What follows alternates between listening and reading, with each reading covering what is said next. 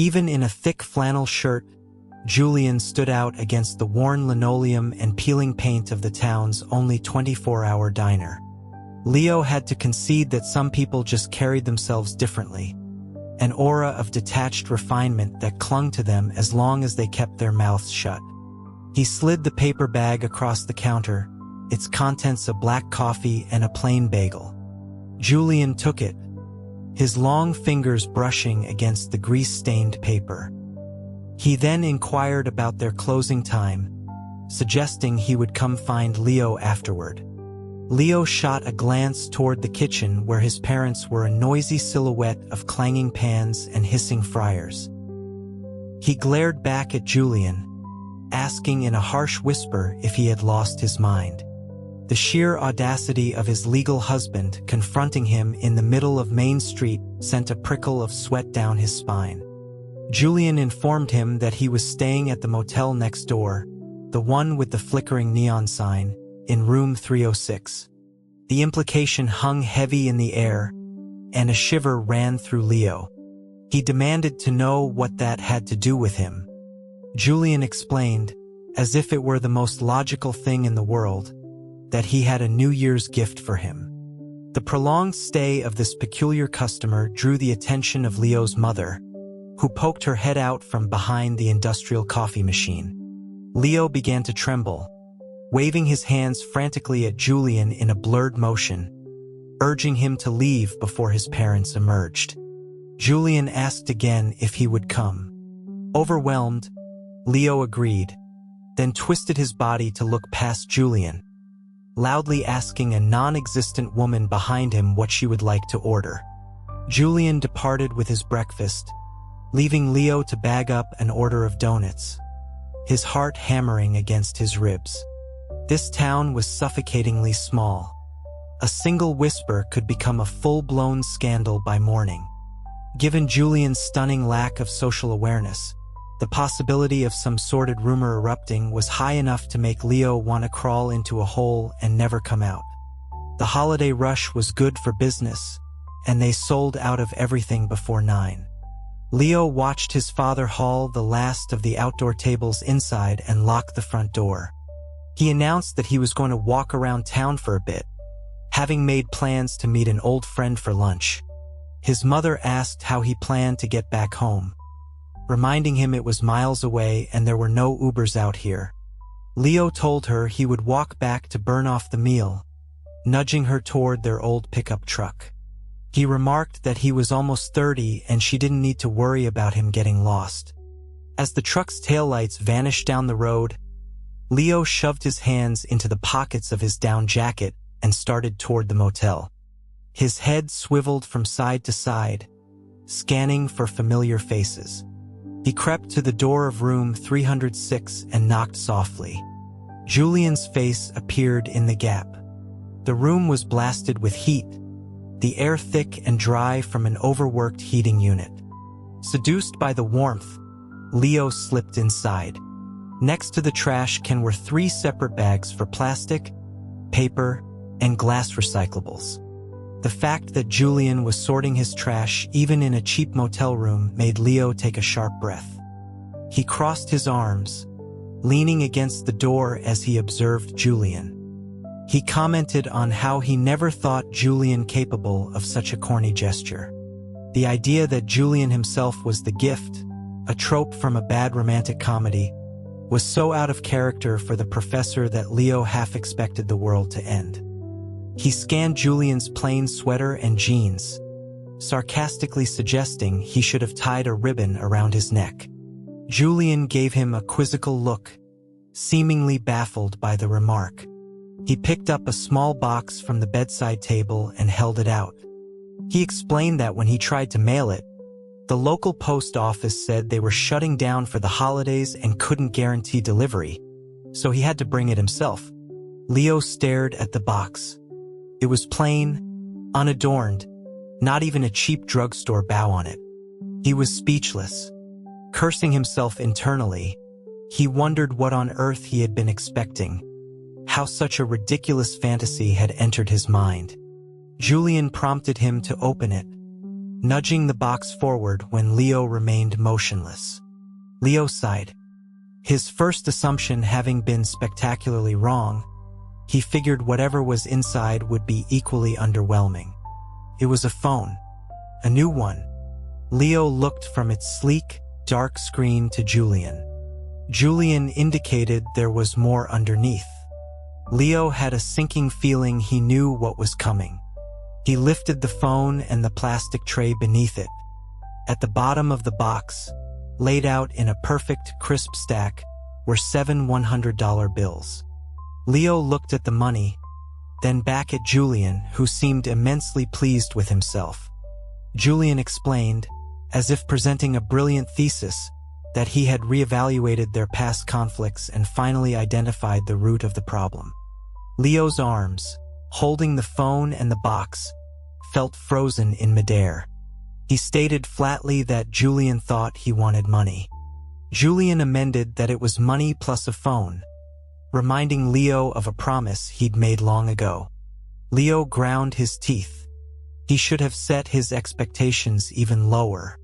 It was foolish to think a mind that operated so far outside the standard deviation of human emotion could arrive at any useful conclusion.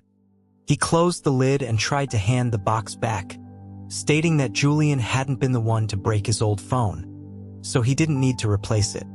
Julian didn't take it, reminding Leo that he had written it into their wedding vows and couldn't go back on his word. He told Leo to accept it and not to feel awkward. The man thought he was being polite. Leo felt a profound despair at the professor's logic but knew how arduous the trip from New York City had been. The man was here, and the least he could do was offer a bit of hospitality. Since Julian refused to take the gift back, Leo placed it on the small desk. He offered to buy him lunch. Julian declined, saying he had to get back soon. He had a minor at home and felt irresponsible for having left him alone for so long. Leo was incredulous, asking if he had truly come all this way just to deliver $700.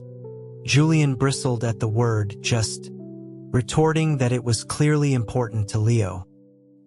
He seemed to recall the debt when he'd forgotten their anniversary, his tone flat but laced with an old indignation. Leo narrowed his eyes, wondering if the man had come to make peace or to pick a fight. He asked if Julian had other complaints. Julian began to list one, then shook his head, deciding it was pointless. He mused that someone with a low compatibility score like himself was hardly qualified to critique a high-ranking user. He was referring to a dating app his mother had signed him up for, where he imagined Julian would be rated a perfect 10. Leo shook his head, muttering that marriage shouldn't be based on metrics alone. Julian's personality should knock him down at least 20 points. The mention of a dating app made Julian look at him with alarm. He demanded to know when and why Leo was on a dating app. Leo realized he was defending himself too eagerly and backtracked, asking why he would need to report that to him. Julian's expression was one of disbelief. He reminded Leo that he was his legal spouse. Leo held up a finger, ready to debate the logic. The man was always so particular about facts, so why was he invoking the law now? In their state, it hardly mattered. Julian stared at him for a long time, a look so intense it made Leo feel guilty for some unknown transgression. Julian quietly accused him of having a double standard. Leo challenged him back, stating he didn't recall Julian ever reporting his dating activities. He asked if Julian had really not been on a single date in the past 5 years. Julian answered with grave seriousness that of course he hadn't. That would be cheating. Before Leo's scrambled brain could formulate a rebuttal, Julian grabbed the keycard from the wall slot, strode past him, and leaned in to press a fleeting kiss against his lips. "Happy New Year," he whispered. The sudden intimacy left Leo stunned for a few seconds. By the time he recovered, the room was empty except for a neatly made bed, sorted recycling, and the phone box on the desk. He spun around and looked down the vacant hallway. The man had kissed him and run. He appeared out of nowhere and vanished just as abruptly, leaving behind a phone and $700. Leo had no choice but to take the gift.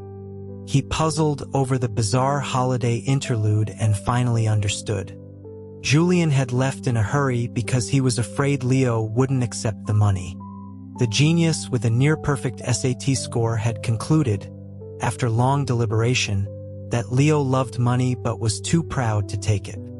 So he'd acted like an ant stuffing cash into a Christmas card, dropping it off and fleeing.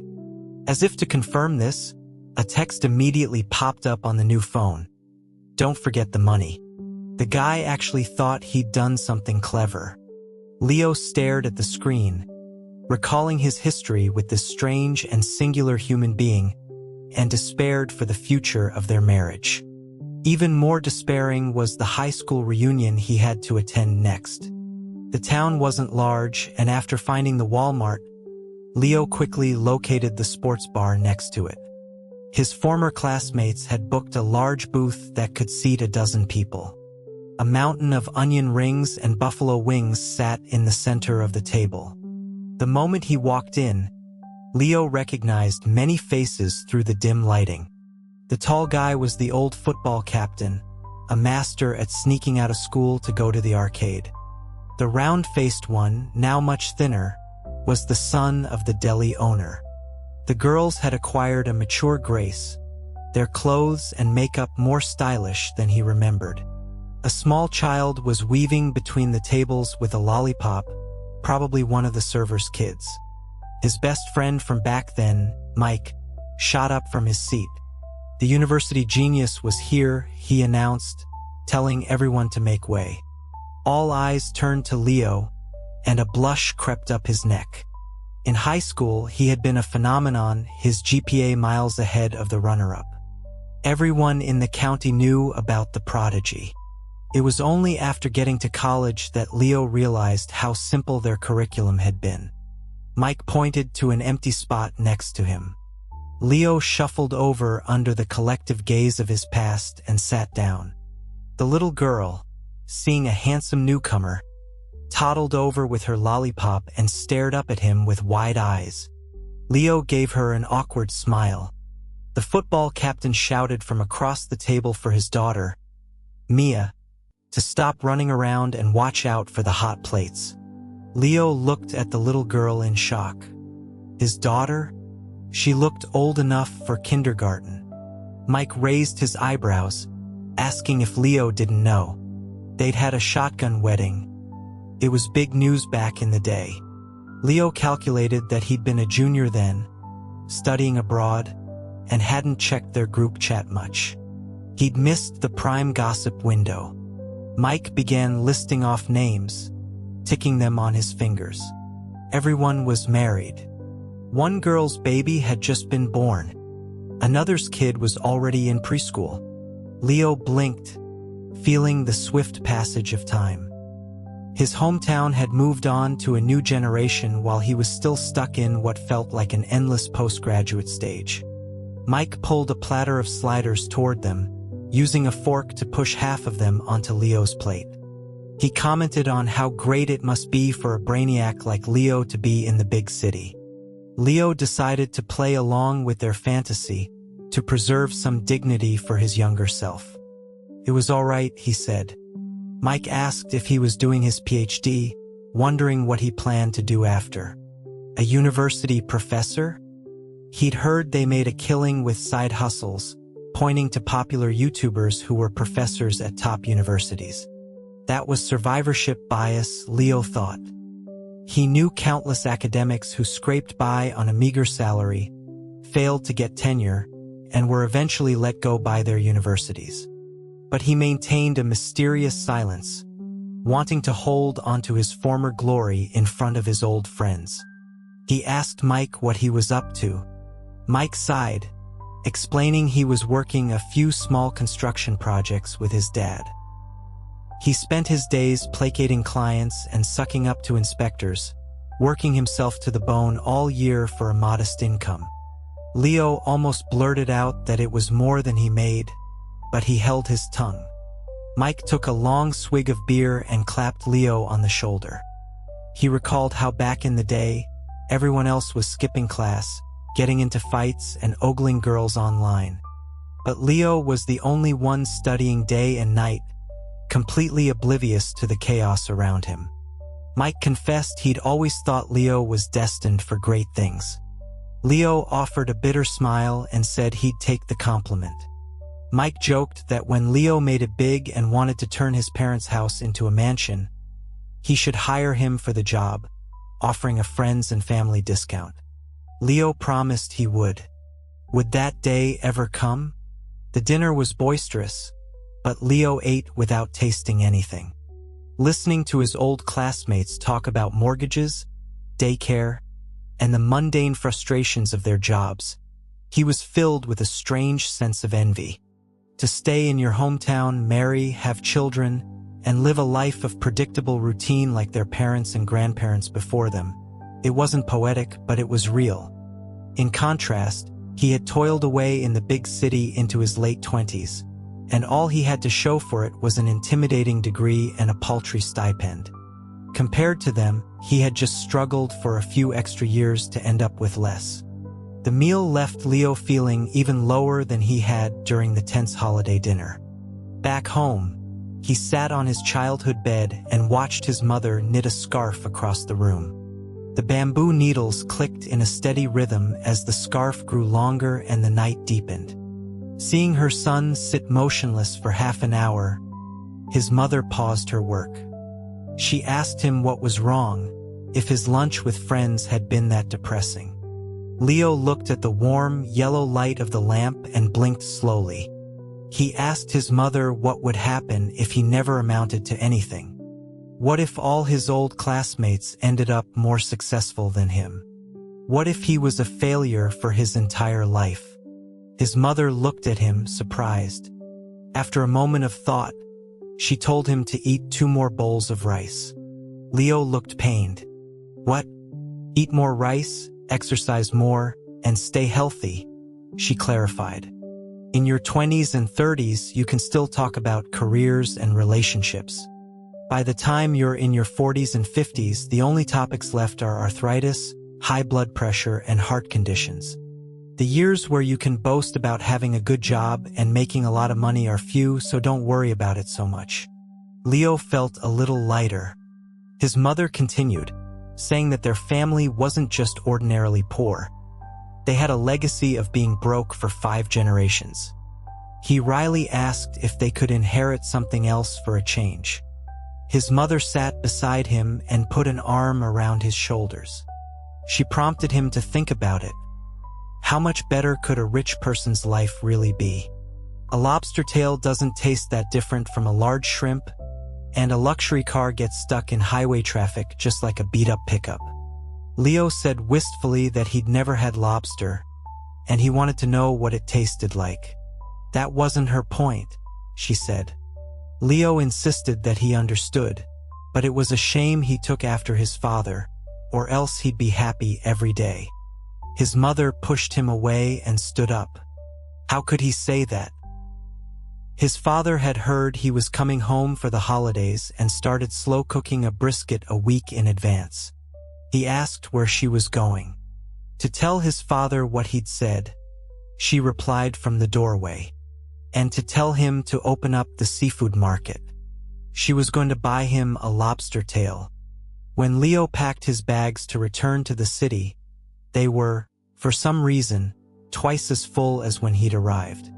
Small, thoughtful things, sesame candies, dried fruit, local pastries, were tucked into every corner, despite his repeated insistence that he could buy them all online. But then his mother produced a massive canvas duffel bag filled with freshly picked kale and spinach. Leo was aghast, protesting that he was going back to his apartment, not opening a farmer's market stall. His mother insisted that the produce in the city was expensive and not nearly as good. She told him to stir-fry some every night. When he worried it would all go bad, she assured him that a large bunch of greens cooks down to almost nothing. Leo stared at the bag with a sense of dread, but he sighed and took it. Making his parents happy was more important. So Leo dragged the duffel bag first onto a bus, then a subway, and finally back to his apartment, carrying vegetables from hundreds of miles away. His roommate, Isabel, who had returned early to work, was stunned by the sight. She asked if he was changing careers. Leo cleared out the refrigerator and neatly arranged the greens inside. He then turned to his roommate and issued a decree. Starting today, they were going on an all-vegetable diet. Isabel was silent for a long time before remarking on how healthy that sounded. The all-vegetable diet, while healthy, was not filling. An hour after eating a plate of sautéed kale, they would both be ravenous again.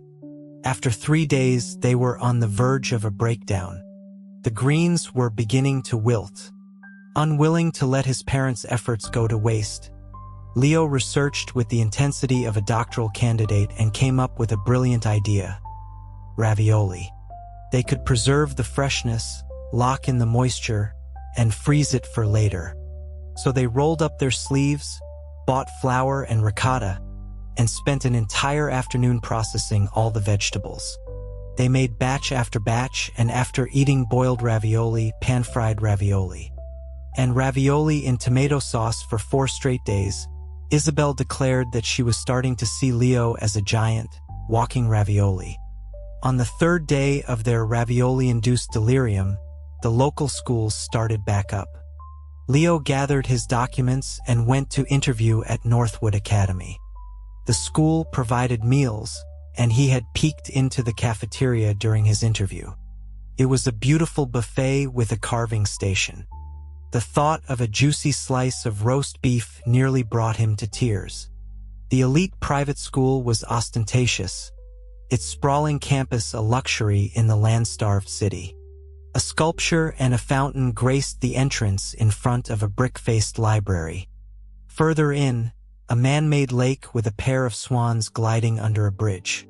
The school served both middle and high school students, with a curriculum designed to prepare them for overseas universities. Leo was supposed to report to the high school administration building, but he couldn't find it on the campus map. It was the first period, and the students, dressed in their preppy uniforms, were all in class. He couldn't find anyone to ask for directions. Just as he was about to try his luck at the main office, a student appeared in his field of vision. He was a slender boy of medium height with delicate features, struggling to push 2 stacked boxes of bottled water. The cold air turned his breath into white puffs. Leo called out to him. The boy straightened up and looked at Leo with a blank expression. Leo asked if he knew where the high school administration building was. The boy repeated the words high school, thought for a moment, and said he was in the 8th grade. Leo was a little disappointed. The boy then pointed behind Leo, indicating a row of buildings. At least it was a start. Leo turned to continue his search, but something about the boy made him pause. The boxes were from a brand of mineral water Leo had seen in upscale grocery stores, costing several dollars a bottle. 2 cases of 24 would weigh close to 50 pounds. Leo asked why he wasn't in class. The boy, as if taught to always answer questions seriously, stopped pushing the boxes and stood at attention. He explained that the teacher said he could be excused from class. An elite school with such a liberal policy. Then the boy added that the teacher said he shouldn't stay in the classroom and disturb her. So he was kicked out for misbehaving. But could a teacher at a school for the children of the rich and powerful really expel a student so casually? He must have been a real troublemaker. Leo asked what he had done.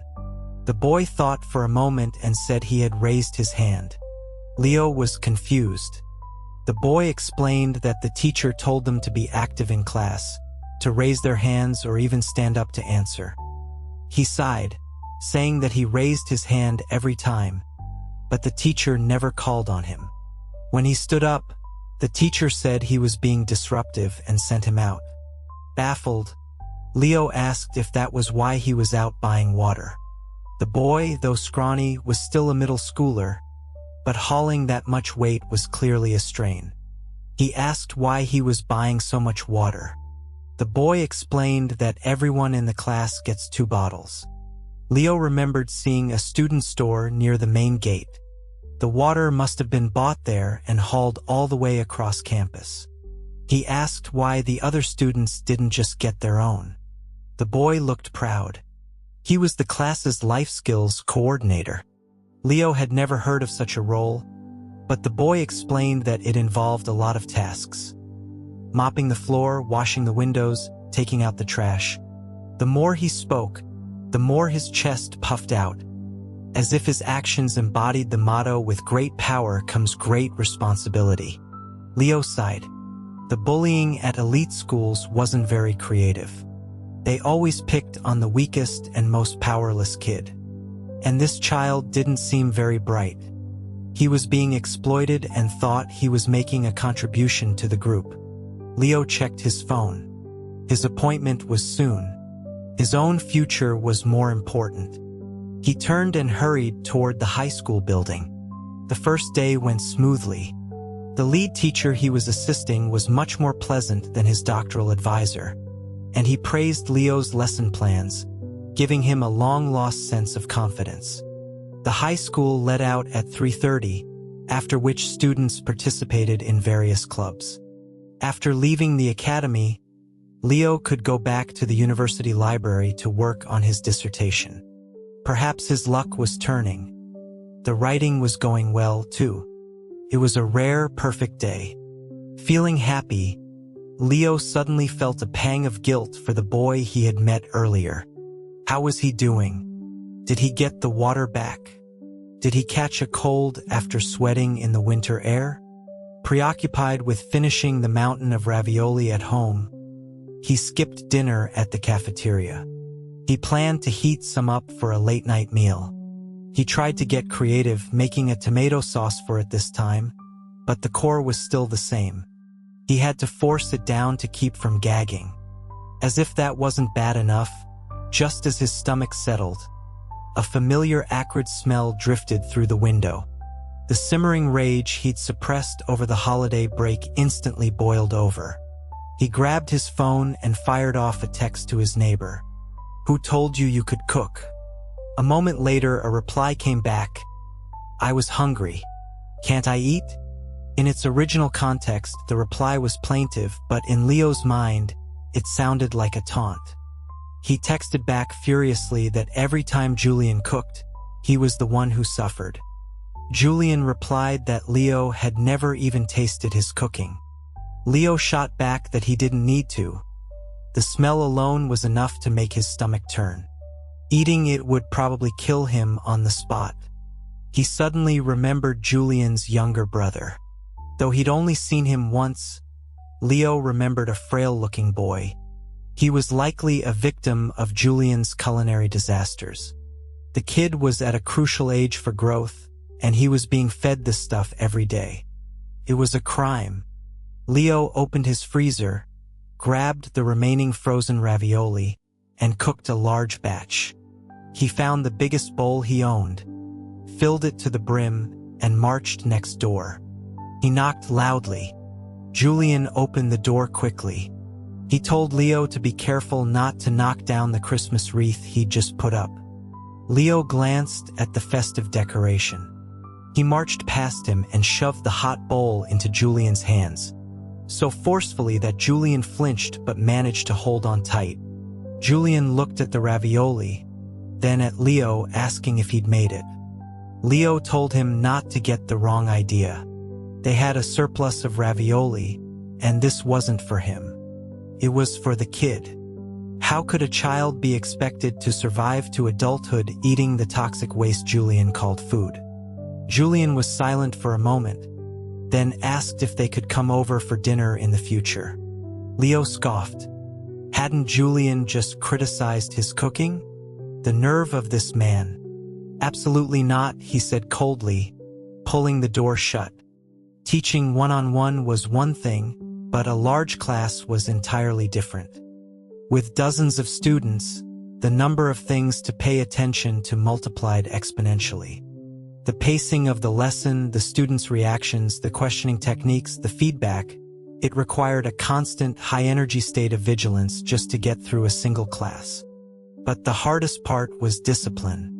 Among the wealthy students, there were dedicated learners, but there were also spoiled brats who paid attention only when he told a joke. The rest of the time, they were on their phones, sleeping, or even chatting openly. Leo didn't dare discipline them. He couldn't. He was a commoner. What right did he have to provoke these future elites? During his breaks, Leo began to reconsider his life choices. A large part of why he was pursuing a doctorate was for the social status of a university professor. If it ended up being this kind of subservient life, it defeated the purpose. But the pay was good, and between the official salary and the under-the-table tutoring, it was a lot of money. He had to wrestle with the conflict between his principles and his finances. For now, he decided to stick with it. It was just waiting on people, after all. He could pretend he was teaching a class of 20-odd versions of his advisor.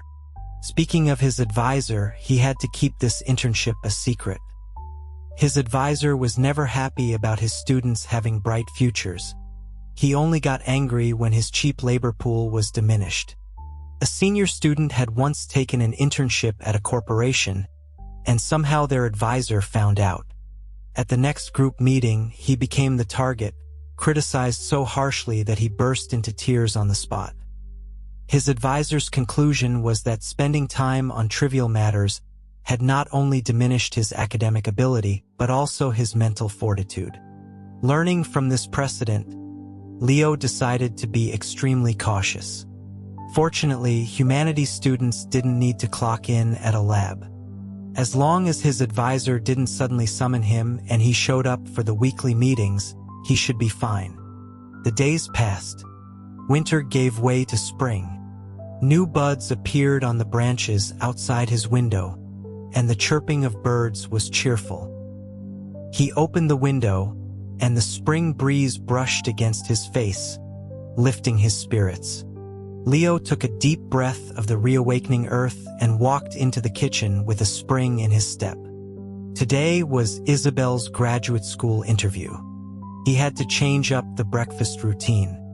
He boiled some water, dropped 2 eggs in, turned off the heat, and then went downstairs to buy some fresh bread. By the time Isabel walked into the kitchen, a hot breakfast was already on the table. He urged her to eat up 1 piece of toast, 2 eggs. Isabel smiled, taking an egg and cracking it on the edge of the table. She remarked that she ate this for her written exam, and now she was eating it again for her interview. Leo pointed out that she got the highest score on the written exam, so maybe eating it again would get her a perfect score on the interview. She replied that getting an A on the interview was considered a high score. There was no such thing as a perfect score. Leo ignored her, asking if she had her lucky shoes on. Isabel shook her head. Leo sighed, then immediately perked up, saying that with his blessing, she could still crush the competition. She told him he was underestimating the difficulty of the Translation Master's program. Leo said that while he couldn't compete with them, she was different. He reminded her of the speech competition back in their freshman year, where she had beaten all of them. Isabel swallowed her egg whole and held up a hand to stop his stream of compliments. She looked at him with a mixture of helplessness and gratitude. He was building her up too much, making her sound like some kind of rare genius. He insisted that she was. He started to eat his own breakfast, telling her that she had no idea what a huge impact she had on his life. She said he was exaggerating. He really wasn't. Leo peeled his egg, his tone nostalgic. He recalled her first championship win. The judges had asked if she had grown up with a private tutor, if she had studied abroad. She had stood on stage and calmly said that her parents were factory workers. She had never left the country, and she had never had a tutor. Her mother had brought home a radio from the factory when she was a child, and she had learned by listening to it.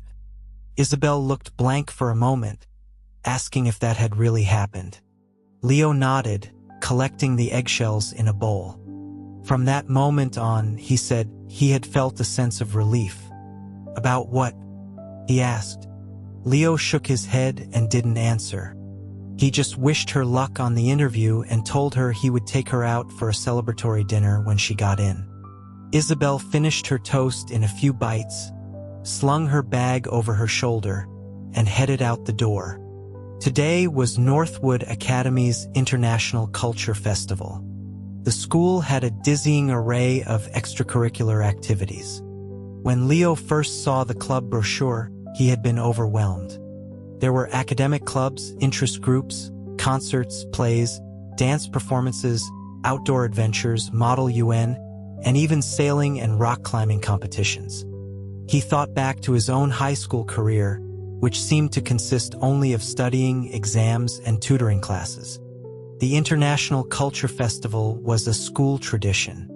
Each class would choose a culture from around the world to showcase, aiming to broaden horizons and cultivate cultural sensitivity. There were no classes in the afternoon.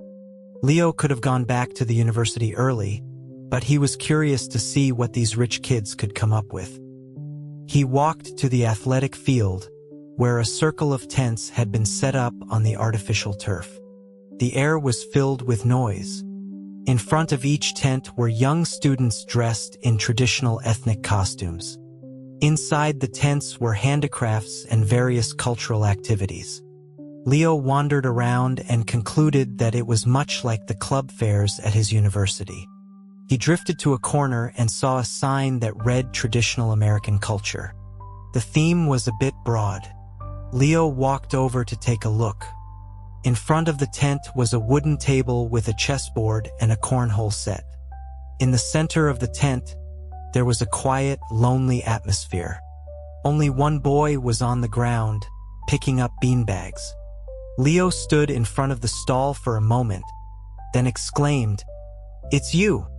The boy straightened up, blinked, and a bright smile lit up his face. He clearly recognized him too. Seeing him staring at the cornhole set, he walked over and handed him the beanbags, asking if he wanted to play. Leo waved his hand, saying he wasn't a student. The boy pressed the beanbags into his hands, shaking his head and saying that no one else was here. Leo held the beanbags, looking at the empty stall. He asked where the rest of his classmates were. The boy said they had things to do and had asked him to stay and watch the booth. It seemed they had all gone off to have fun on their own. Since the boy had offered so kindly, it would be rude to refuse. He squinted, aimed at the board, and tossed a bag. He didn't care about winning, but the boy's enthusiastic cheering made him a little embarrassed. He focused and finally started to get the hang of it. After he had thrown all the bags, he waved to the boy and thanked him, saying he had a lot of fun. He then asked for the boy's name. The boy smiled at him, two small dimples appearing at the corners of his mouth. He said his name was Evan. Looking at Evan's happy smile, Leo suddenly felt a pang of pity. Combined with the scene of him pushing the water boxes, he was certain that Evan was experiencing some form of bullying. But he hesitated. He was just an intern. He didn't even have the right to teach a formal class. He had no authority to discipline students. Besides, he was in the high school division. Why should he meddle in the affairs of the middle school? Just as Leo left, a group of boys from the class returned. The leader was a tall boy about Evan's age. He sat down in a chair behind the wooden table, and the others found places to sit as well. Only Evan remained standing. Soon, a few students came over, intrigued by the cornhole game. Evan handed them the beanbags. The students lined up to try their hand at the game. The board wasn't stable and would tip over with every throw. The tall boy frowned, annoyed. He pointed at Evan and told him to go hold it steady. Evan, holding the other beanbags, said he had to hand them out. The tall boy's temper flared, asking if he couldn't do both things at once. So Evan went over and squatted down, holding the board steady with both hands. This time it was stable, but students with poor aim often hit him with the beanbags. Though they were soft, it still stung a little. One bag nearly hit him in the eye. He raised a hand to block it, and the board tipped over again. The tall boy, Trent, got up irritably, walked over, and smacked him on the back of the head. He yelled at him for not holding it properly. Evan pointed to the spot where he was hit and said it hurt. Trent scoffed, saying it wasn't a real weapon. How could it hurt that much? He demanded to know if Evan could be useful for anything. He pointed to the others, asking if he could plan an event, or write a proposal, or rent a venue. Everyone had their own tasks. He was the only one getting a free ride. Now he was being asked to do one simple thing and he was complaining. Evan looked confused. He didn't understand most of what was just said. Trent smacked him again. Did he know what it meant to contribute to the group? Evan nodded. Was he just going to cause trouble for everyone? Evan shook his head. Then hold the board properly and don't move. Did he understand? Evan nodded and didn't move, obediently holding the board with both hands. Beanbags hit his arms, shoulders, and legs, but he didn't flinch. Trent watched for a while, then turned to a friend and asked if this wasn't more interesting than the original game. His friend watched with interest and agreed. Trent grinned, stood up, and picked up the beanbags on the ground. The other boys in the class chuckled knowingly and lined up behind him. Someone suggested they keep score. 2 points for the leg, 3 for the arm, 4 for the shoulder, and 5 for the head. Trent cracked his knuckles and said he'd go first. Evan watched them gather in front of the table, his eyes filled with confusion. Trent held a beanbag and smiled at him. He explained that they were optimizing the cultural activity, and Evan was helping them test the new rules. This was for the good of the group. Evan didn't understand the first part, but seeing everyone staring at him, waiting for his response, he did what he always did when he was unsure. He nodded. The boys at the entrance of the tent burst out laughing. Evan still didn't understand what was happening. Beanbags rained down on him. He wanted to raise his hands to cover his head, but remembered he wasn't allowed to move. He could only lower his head as much as possible to avoid being hit in the face. He didn't cry out or dodge. After a while, Trent got bored. He clapped his hands and said it wasn't that fun after all. He asked who won. A boy in the class raised his hand and announced he had 58 points. Everyone applauded. The sound reached Evan inside the tent. He looked up and saw everyone clapping. He remembered that they all clapped together at school award ceremonies and sports days, so he started clapping too. The laughter at the entrance grew louder. The other classmates started to return. Some stood silently by, while others walked away.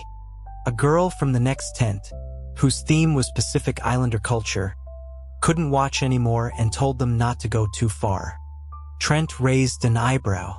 What were they doing? They were just having fun. Wasn't he enjoying it too? Look, he was even smiling. The girl looked at Evan. He was picking up the beanbags that had been thrown, a placid smile on his face, as if he truly wasn't upset. The girl felt foolish for interfering and turned to leave. The boy next to Trent nudged him, gesturing toward the girl. The boys all chuckled knowingly. The Pacific Islands are in the tropics, and the traditional clothing was rather revealing. The girls were wearing something akin to tube tops and grass skirts. It was easy to see who was more developed. Trent suddenly had an idea. He walked over to Evan, patted him on the shoulder, and asked if he knew what loyalty meant. Evan blinked and shook his head. It's when you do something for your friend that he wants to do but is afraid to, Trent explained, giving him a thumbs up. That's loyalty. People respect a loyal man. Did he want everyone to respect him? Evan's eyes lit up, and he nodded eagerly. Trent put an arm around his shoulder and pointed to the girl from the next tent. See that strap on her back? Her top was indeed tied in the back. Evan said he saw it. Go untie it, Trent said, patting him on the shoulder. Then you'll be a loyal, true man. The surrounding boys snickered, their eyes fixed on the girl next door. This idiot was so easy to manipulate. This was going to be good. Evan looked at his classmates, then at the girl. He stood there unmoving. Trent gave him a push. What was he waiting for? Evan asked if she knew. Knew what? Trent frowned. His mom said he had to ask a girl for permission before touching her. Had she agreed? Trent was getting impatient. He hadn't expected to have to go through so many steps. He told Evan that what his mom said was for normal boys. He was different. He was special. He could get away with anything. Evan shook his head firmly. That was wrong. No matter what Trent said, he stubbornly repeated that it wasn't right. Trent was so angry he kicked him. You're a moron? And you're trying to lecture me? Evan fell to the ground, the beanbags scattering. He picked them up and got back up himself. A classmate looked at his watch and told Trent that their SAT prep class was about to start. The festival was ending.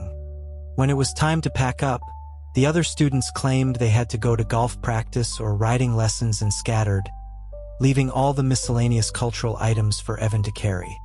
He watched them laughing and joking as they left. The school janitors would take down the tents, but everything else had to be brought back to the classroom by the students themselves. Evan packed the items into a cardboard box and started the long walk from the field to the middle school building. As he walked down a tree-lined path, his arms began to ache.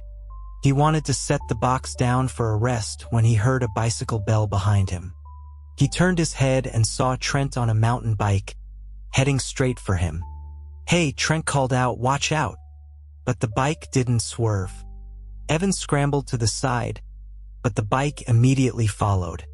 Just as the wheel was about to run him over, Trent said with a puzzled expression, Why aren't the brakes working? Evan clutched the box and started to run. At the same moment, the bike surged forward, the handlebars slamming into his back. He pitched forward, falling to the ground.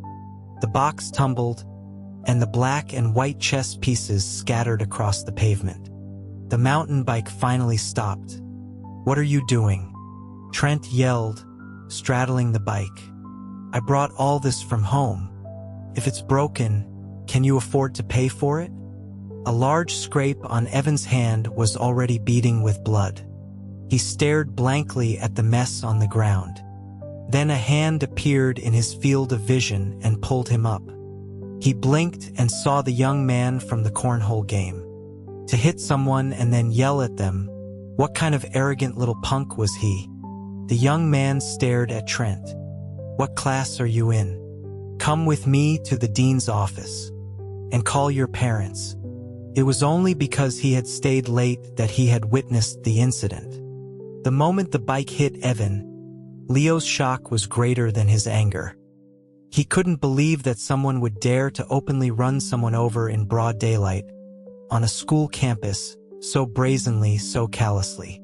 He was an ordinary person who didn't want to cause trouble, but this crossed a line. When he had suffered under his advisor, he had sworn that if he ever became a mentor, he would never treat his students like tools. If he walked away now, a future teacher so indifferent to a student's suffering, he would be no better than his own advisor. He pulled Evan up from the ground and told the tall boy to call his parents. The boy looked at him as if he had just heard a joke. Who are you? You're not on the school board. I know everyone on the board. I'm a teaching intern in the high school, Leo said. Intern? The boy raised an eyebrow. You don't want this job anymore, do you? From his attitude, one would think he was on the board. He wasn't old, but he had a big mouth. Leo retorted that an intern was still a teacher, and he should show some respect. Where are your parents? Get them to school.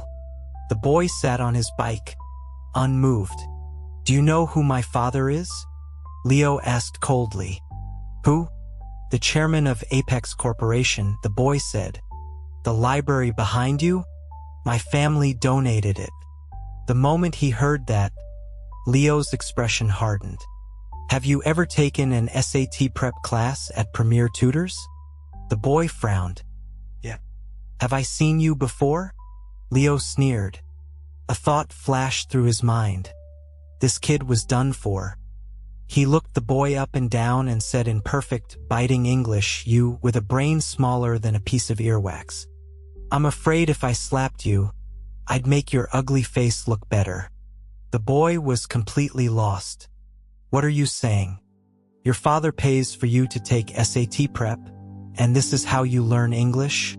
You look like a squash, and you dare to comment on the female teacher's appearance? You should look in a mirror. You have the title of student, but you act like you own the place. The boy's face turned purple. I can make one phone call and have you fired. Leo grabbed the boy's arm. Good. Since you have time to make a call your parents for me. He turned to Evan. Where's your homeroom teacher? Evan, still dazed, didn't understand the situation, but he led Leo to the office. The homeroom teacher, Mr. Davis, was still at his desk. He looked up, puzzled, as a strange man walked in with two of his students. After seeing the students' faces, he sighed with recognition. Leo asked Evan what their teacher's name was. Mr. Davis, he whispered. Leo let go of the boy's arm and said sternly to the teacher, I just saw the student hit someone with his bike on the road. Look, he pulled up Evan's sleeve, he's bleeding. Mr. Davis glanced at Evan's arm and cleared his throat as if he had a sore throat. Then he turned to the other boy, his tone gentle. Trent, what happened? He hit me, Trent said, pointing at Evan. I was riding my bike, and he was walking in front of me. I told him to move, and he didn't. What does that have to do with me? Leo was incredulous. What are you talking about? Trent looked at Evan. Didn't I tell you to move? Evan thought for a moment and nodded. Leo looked at Evan in even greater disbelief. Why was the kid betraying him? See? It's just my luck, Trent said resentfully. The moron doesn't understand what people are saying, and his reactions are slow. It was clearly his fault, and then this guy comes out of nowhere and starts yelling at me. Leo looked at Evan's dazed expression and suddenly understood. The boy might really have an intellectual disability, and everyone who realized it had been using it to get away with things. The disgusting exploitation made him furious. Who are you calling a moron? Hasn't anyone ever taught you any manners? I'm telling the truth, Trent said. His IQ is 70. Isn't that a moron? Leo couldn't curse in public, and besides, he was technically a teacher.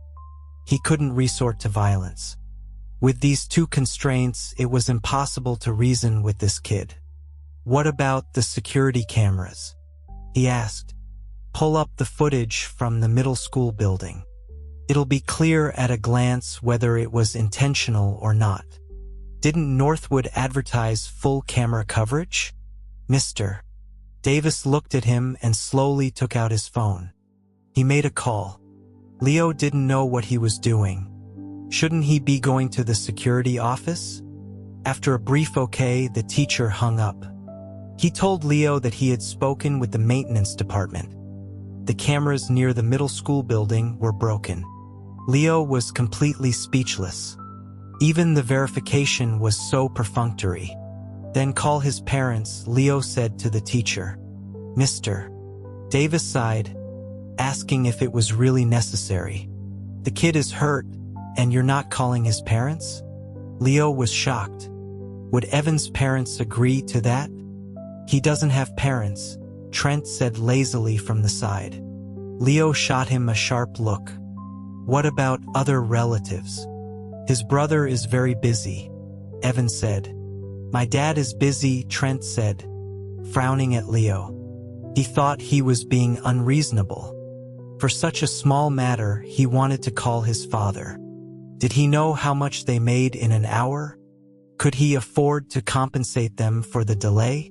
The teacher and both students looked at Leo, making his face burn as if he were the only abnormal one in the room. Trent clearly didn't want his parents called. Since he was against it, Leo was determined to do it. If they're all busy, then I'll call the police. He took out his phone and started dialing 911. This is assault, isn't it? If the school doesn't handle this today, I'll take it to the police. I refuse to believe there's nowhere to get justice. Mr. Davis sighed, reluctantly opened the school contact book, and started making calls. Leo looked at Evan, who was wringing his hands, looking nervous. Leo guessed he didn't want his family to know, which meant this had happened many times before. Time ticked by. Leo's legs began to ache. Finally, there was a commotion outside the door. A familiar figure pushed the door open and walked in. Leo's eyes widened. You're his brother? He asked Julian.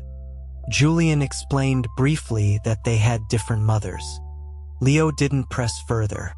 For some reason, he suddenly felt a sense of relief. He pointed to Evan's arm. Look, that student hit him. There are other bruises too. They're probably related. Julian walked over, took Evan's hand, and examined it carefully. He asked what had happened. As Evan was explaining in fits and starts, a woman in expensive clothes walked into the office. From her imperious air, Leo immediately recognized her as Trent's mother. What's going on? She asked. Didn't school let out early? His tutor told me he never showed up. Why are you holding my son here? Your son ran into my brother with his bike, Julian said. I told you it wasn't my fault, Trent said impatiently. Mom, this is the moron I was telling you about. I was riding my bike. I told him to move, and he didn't understand. Now he's blaming me. I can't believe it. Just because he's handicapped, he thinks he can blame everyone else for everything.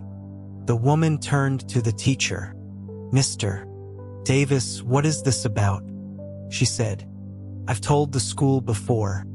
When you admit students, you need to have a uniform standard. You can't just let anyone in.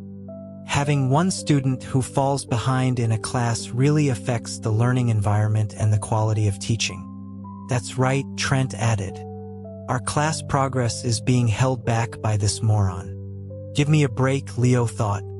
On his first day, he had learned that they didn't even let Evan sit in on the classes.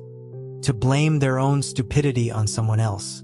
Their heads must be filled with so much garbage that their brains were oxygen deprived. Trent sneered at him. What are you, an intern, being so arrogant for? My dad could crush you with one finger. Believe it or not. Hearing Trent mention his family, Leo felt a twinge of apprehension. He was still hesitating whether to retort when Julian let go of Evan's hand and stepped in front of him. How dare you speak to him like that? The woman glared at Julian. What do you want? Are you going to hit him? I don't hit people, Julian said. I only hit uncultured, foul-mouthed, spoiled brats with the intelligence of a fetus. What did you say? The woman was incredulous. A grown man hitting a child? I wasn't talking about him, Julian said. I was talking about you, and your husband, and the rest of your family. To raise a son like this, your whole family must be the same. Leo could see the woman was trembling with rage, the diamond on her ring flashing with a sharp light. Seeing her furious expression, as if she wanted to tear Julian apart, Leo felt a sense of satisfaction. Suddenly, Julian didn't seem so bad after all. What kind of people are you? The woman took a deep breath. The kid is a retard, and the parent is just as vulgar. Julian turned to Leo. Where did they crash? The path between the athletic field and the middle school building, Leo replied. That path is at least 20 feet wide. You could fit 2 cars on it, Julian said. He couldn't even turn, he had to hit someone. I think your son is the retard. Leo practically heard a string snap. The next second, the woman raised her hand and lunged forward. If the teacher hadn't stopped her, she might have slit Julian's throat with the diamond on her finger. Mr. Blackwood, the teacher said angrily, you're an educated man. How can you curse at people like that? Julian turned to the teacher, his tone serious. This is a very serious case of bullying. I hope the school will handle it with the gravity it deserves. Bullying? The woman stepped forward, glaring at him. It's a squabble between children.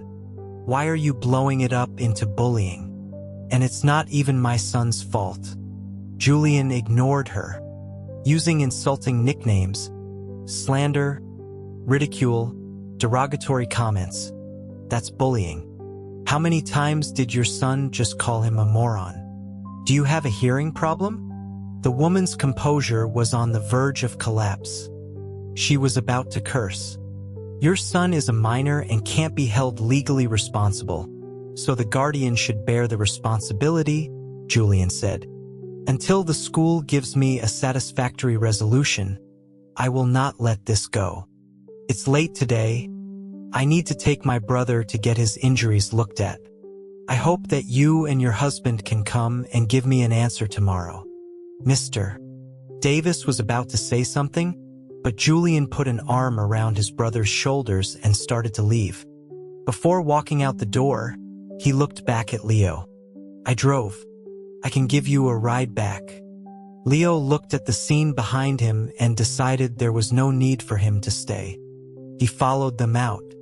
The 3 of them, 2 adults flanking a child, walked down the tree-lined path, their shadows stretching long behind them. Evan looked from one adult to the other, seeing their solemn faces, and then looked down at his own feet. The adults were fighting because of him again.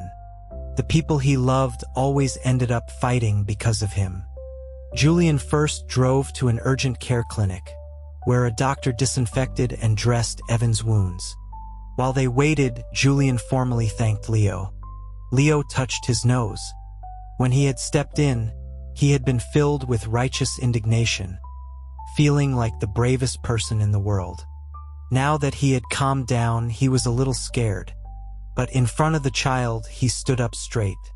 It was no big deal, he said. After a moment, he added that for the first time in a long time, he found something commendable in the way Julian spoke. Julian looked at him, surprised and flattered by the sudden approval. He hesitated for a moment, then asked if they wanted to get dinner together. Leo gestured with his chin. Evan was hurt. Come to our place, Julian said tentatively. Leo immediately became wary, asking if Julian was planning to cook. Julian assured him they would order takeout. That was acceptable. They drove home in silence, Evan quietly watching the scenery from the back seat. Leo secretly observed him and noticed that after the bike incident, he had quickly cheered up, bobbing his head to the music as if he had had a pleasant day at school. Evan, Leo asked, why don't you tell your brother when you're being bullied at school? Evan looked at him with his beautiful, wide eyes, as if the question was very strange. Who's being bullied? Leo was stunned. Then where did the cuts on your hand come from? Evan looked at his hand, now painted with antiseptic. There was a bike behind me. I didn't have time to move. Leo opened his mouth, then looked at Julian, who shook his head. He fell silent and sat back. As soon as they entered the apartment, Evan ran to the large screen TV and sat down, waiting for Julian to turn it on and find his favorite cartoon. On the screen, A train chugged, puffing out steam. Off-screen, Evan raised his fists and mimicked the sound of the engine. Julian closed the door to the living room, opened a food delivery app, and handed it to Leo. As Leo browsed, he asked Julian about Evan. He wasn't sure what term to use. Was his cognitive development delayed? Julian, sitting at the dining table, took the phone after Leo had made his choices and added orders for himself and his brother. He explained that Evan's development had stalled. Their father hadn't liked Evan. His mother, she had passed away. Leo felt he was treading on dangerous ground and quickly changed the subject. So Julian had decided to raise him. That didn't fit his impression of the professor. He had always thought Julian disliked children. Intensely. So why was he raising him? And shouldn't Evan be in a special school? Why was he at a place like Northwood, full of spoiled rich kids? Julian put down his phone. The delivery would take 40 minutes. They had time to answer these questions. His mother had been diagnosed with a terminal illness. She knew her ex-husband wouldn't take Evan, and she had no other family. The thought of Evan in a foster home was unbearable. So she had asked Julian. She said Evan seemed to like him, and she hoped Julian wasn't as opposed to him as he let on. Julian had refused at first, bluntly and without hesitation. He explained to Leo that he didn't like kids. He was a terrible caregiver. He was busy with work. He was bad at communication, and he didn't want his life disturbed. But Evan's mother hadn't pleaded or cried. She had just sighed and accepted it. Later, as Julian was leaving, he found Evan outside, meticulously searching for four-leaf clovers to add to a collection book. When Evan realized Julian was leaving, he looked so lost. It was then that Julian knew he couldn't just walk away. He programmed his number into Evan's kid's smartwatch, telling him to call if there was an emergency. After she passed, Julian became Evan's legal guardian. As for the school, Julian admitted he had considered a specialized one, but the ones he visited were underfunded and lacked structure. Evan loved being around other kids. He had toured many schools with him, and Evan had liked Northwood the best, probably because of all the clubs, archery, painting, ceramics. He wanted to give him a chance to pursue his interests. Julian got up to get the food when it arrived. Leo sat at the table, his mind reeling. He tried to imagine Julian, a boy himself, praising his own mother's terrible cooking, and found the image difficult to conjure. The professor had this other side to him. Julian came back with the delivery bags and, seeing Leo staring at him, asked what was wrong. Leo just shook his head, feeling he had a new understanding of the man. Julian called Evan out from his cartoon marathon. The boy came immediately and sat properly at his chair. Julian handed him his portion, and he picked up his fork and began to eat with a serious focus. Leo watched his stiff, joyless movements and saw a kind of family resemblance. As if on cue, Julian began to eat in the same mirrored fashion on the other side of the table. After they had cleared away the containers, Evan took a scrapbook from the bookshelf in the living room and eagerly held it up. "Look, Julian," he said. Curious, Leo leaned forward, and Evan showed him the book. It was filled with pressed four-leaf clovers. Julian explained to Leo that he liked to collect them.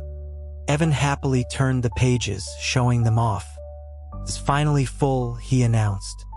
Leo thought Julian might offer a word of praise, or at least a nod, but instead, he sternly told his brother to close the book. They needed to talk. Evan, seeing his brother's rare, serious expression, closed the book, feeling he had done something wrong but not knowing what. "We have to change schools," Julian said. Leo nodded in agreement. Whatever the reason for choosing it before, after today, it was clear Evan couldn't stay there. Evan's reaction was completely unexpected. The normally compliant boy, who would smile even after being wronged, strongly objected. "No, that school isn't right for you," Julian said. "We'll find a better place." Evan, whether he understood or not, just stubbornly repeated, "No." Julian was puzzled.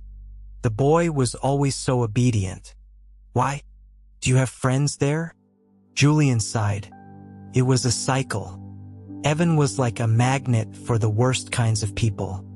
They would manipulate him, and the victim would remain blissfully unaware, even helping them count the money after being sold. He had a headache, wondering how to explain the evils of the world to this sunny, simple-minded boy. Then Evan left the table and went to his bedroom.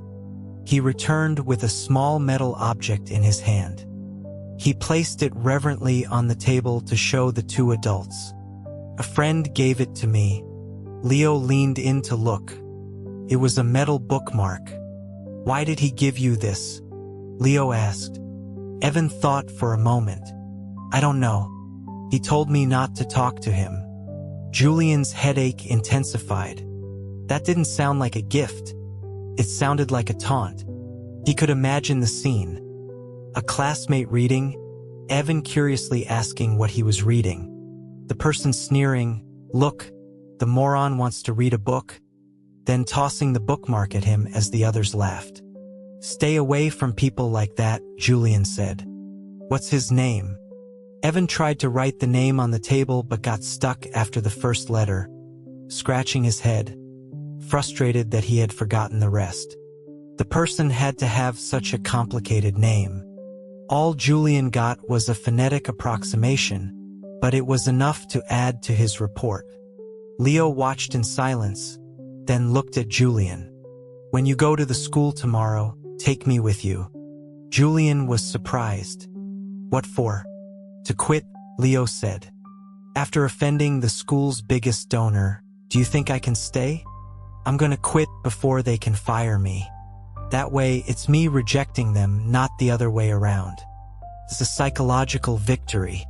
"I'm sorry," Julian said. "You got into this mess because of my brother. I caused you trouble." "I'm sorry." Evan quickly bowed his head. He knew what trouble meant. "I'm proud of being a hero. Don't ruin the mood." Leo waved his hand. "It's fine. I'm used to it anyway. My luck is so bad, what's one more thing? Bad luck constitution?" Evan chewed on the words. "It just means I have bad luck," Leo said, feeling a renewed sense of sorrow. His misfortune had now extended from academia to his job search. He hoped things would be better when it was time for the fall hiring season. The meal was over and Leo had other things to do. He got up to leave. Although it was only a few steps, Julian still walked him to the door. Julian looked at the wreath on his own door.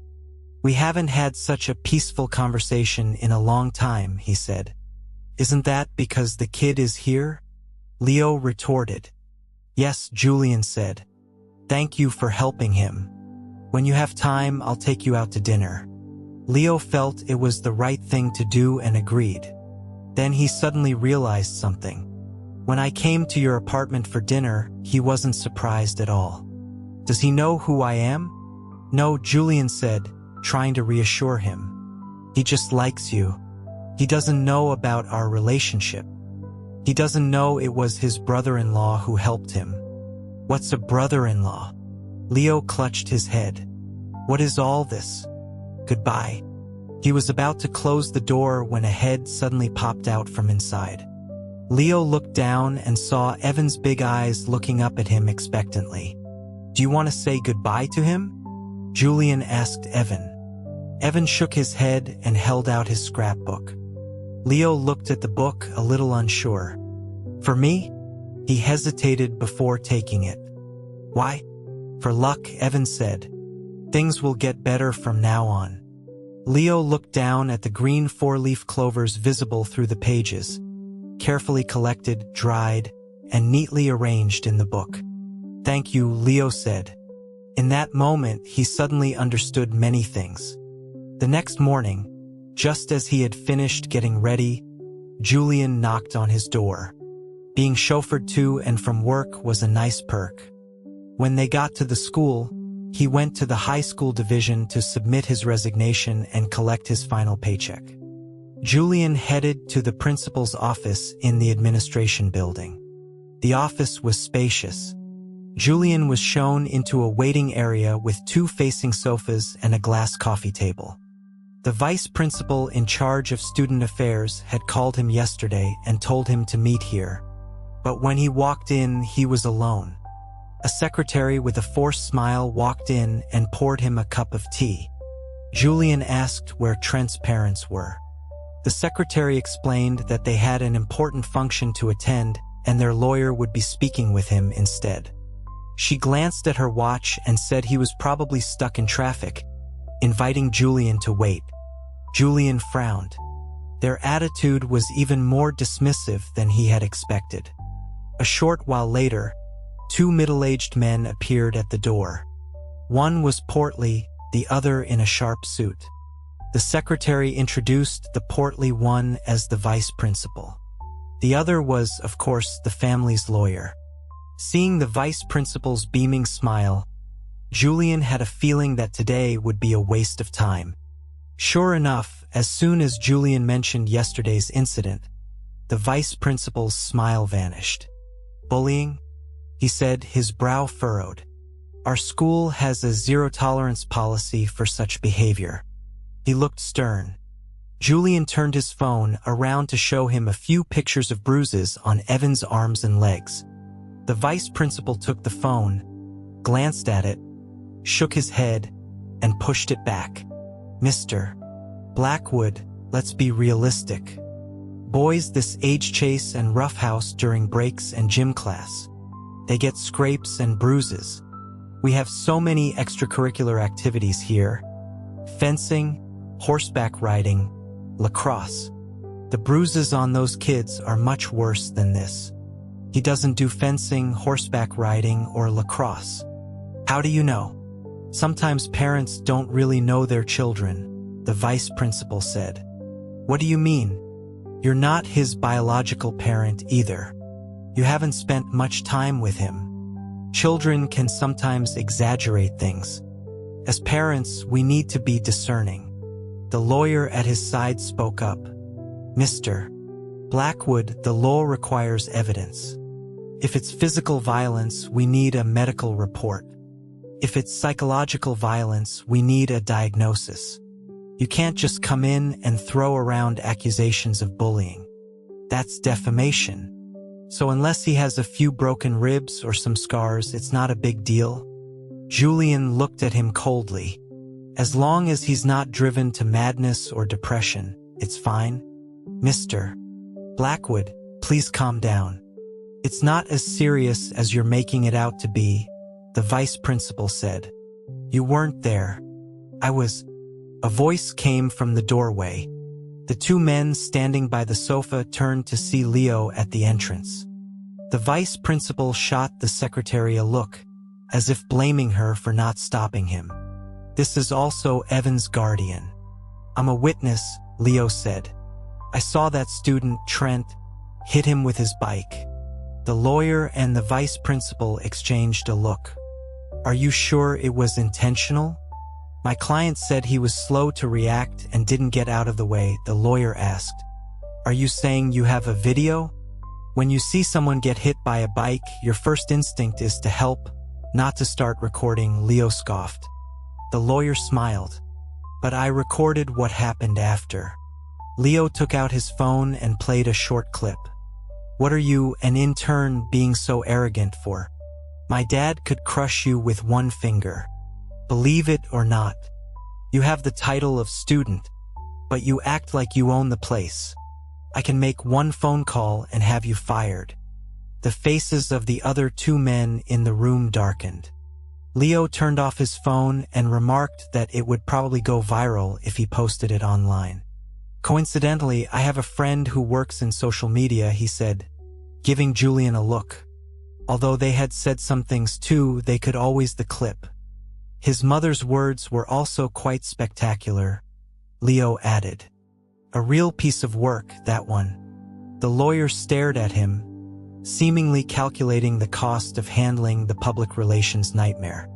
After a moment, he turned to Julian. "What are your demands?" "Expulsion," Julian said, and a note on his permanent academic record that he engaged in violence against a fellow student. "A reasonable request, don't you think?" The lawyer frowned, clearly not agreeing with the word reasonable. He thought for a moment and said, "Look, although my client did not act intentionally, he did cause injury to Evan. We are willing to compensate you financially for your losses." "We don't need it," Julian said. "I've already stated my demands. I expect an answer by 5 o'clock tomorrow afternoon, and I want transparents to come and speak with me in person. Otherwise, I will post the recording." He stood up, walked around the cold teacup on the table, and went to Leo's side. Leo naturally fell into step beside him. They walked out of the office and toward the parking lot.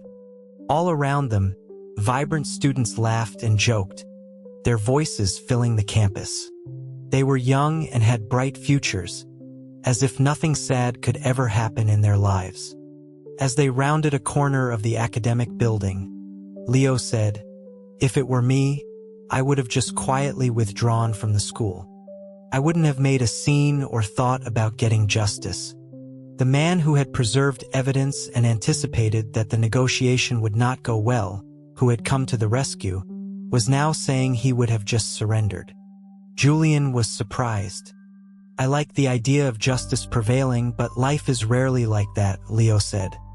"For an ordinary person like me, the trouble of fighting against the powerful is always greater than the reward. My first instinct is always to give up." "Then why didn't you?" "Because you were there." Leo turned his head and gave him a relaxed smile. "I trusted that you would handle the troublesome part." He then asked a little nervously, "You will, right?" "Of course," Julian said quickly, as if it needed no further proof. Leo nodded. So he asked, "Why aren't you afraid of the trouble?" "A school isn't society," Julian said. "At least not at the compulsory education stage. We can't let students learn that as long as you have power and money, you can do whatever you want without consequences. If that's what schools end up teaching students, then society is doomed." Leo wasn't surprised that he had such thoughts. The man was a hopeless idealist when it came to teaching and academia. Speaking of school, Julian remembered that Leo had just quit his job. He apologized again for getting him into trouble. Leo sighed. "I'm tired of hearing you apologize. I told you it's fine. It's not a great school anyway, and I've always planned to work at a university." After 5 years of marriage, this was the first time they had talked about their future plans. Julian was curious about his partner's life goals. "Why do you want to be a university professor?" "It's not really a choice," Leo said. "It's just the path I ended up on." Naturally, that wasn't a sufficient reason for Julian. Academia was arduous and poorly compensated. The only benefit was the freedom of research. If one wasn't truly passionate, it was a raw deal. If you don't want to do research, why are you getting a doctorate? "A lot of people who get doctorates don't actually want to do research," Leo said. "Like me. My undergraduate major was assigned to me. It wasn't something I was good at. I spent the first few years just studying with no career planning. By the end of my junior year, I hadn't had any internships, and I had no idea about any industry or the workplace. Over the summer, I applied for a few positions and was completely lost in the group interviews. I had no idea how to compete with the others for a chance to speak. When the interviewer asked me what relevant experience I had nothing to say besides my grades. After being rejected a few times, I suddenly realized that my greatest strength was studying, and the most suitable place for me was a school. So I decided to just stay in school for the rest of my life. That's why I'm getting a doctorate." Looking back, it wasn't a wise choice. He was never good at literary research, and he had drawn the short straw with his advisor. The main skill he had honed as a doctoral student was the ability to do menial tasks. Of course, there's also the social status, Leo added. When I talk to relatives and friends and they ask me where I work, I say I'm a university professor, and the conversation ends in a mutually satisfying atmosphere. So you're doing research just so you don't have an awkward conversation during the holidays? Leo frowned at him. That's a very good reason. You haven't lived in a society where everyone knows everyone else's business, and you don't care what other people think, so of course you don't get it. Julian didn't argue. He just asked that since he had implied he wasn't suited for literature, why hadn't he changed his major? It's not that easy to change majors, Leo said. In my freshman and sophomore years, my GPA wasn't high enough. By the time my grades improved, it was too late. Besides, where would I go? The job prospects for all humanities majors are pretty much the same.